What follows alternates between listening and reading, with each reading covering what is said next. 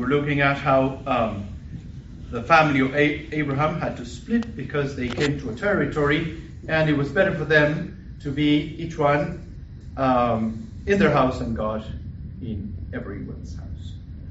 So we look at a reality that we experience every single day because of our condition of human beings, and it was a reality that St. Augustine had talked about. The reality about our material being, so to speak. So this means that identical goods, material goods, cannot be shared by many at the same time. So that's why they all had their own territory. This also happens in our parking lot. We would try to squeeze all of us in every single spot, but when the spots are gone, then you can't. You can't share material goods identically at the same time by the same people. We also look at this in the coming sales of the department stores, where it is interesting, that phenomena. I used to be in marketing, so to watch people come into the stores the first day of the sales, and they were all fighting for the t-shirt or the sweater or the television or whatever, because material goods cannot be shared by the same people at the same time. But the good news is, according again to St. Augustine, that even though we cannot share those material goods at the same time with the same people, spiritual goods can be shared by an infinite number of people at the same time, the same good. And as we have just celebrated the feast of the most holy body and blood of the Lord, we have a supreme example that we, though many, are one.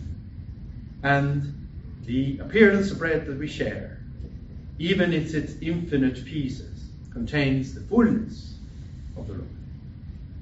And we can share that. And that's why the Lord can have us all together as a family to nurture ourselves with the same food. And we can all say, the Lord is mine.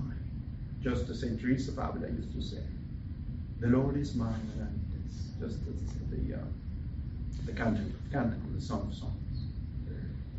So this week that we're still celebrating this feast day of Corpus Christi, let us all together really nurture our friendship with the Lord and our devotion to the most blessed sacrament of the altar. He is ours in fullness, and He has different gifts for different people, yet we share Him, and He wants to be shared. He wants to be broken in order to share Himself to all. That's what He did on the cross. There was nothing else for Him to give. He gave everything. He gave His mother. He gave His mission. He gave His body. He gave His spirit. He was broken for us. So this week, my dear brethren, let us adore the Lord as we usually come to Mass to do so.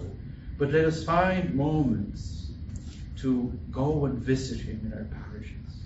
He is the great abandoned one. So let us remember that this is a good that we can share. This is a good that we don't have to fight for, because He is willing to be shared.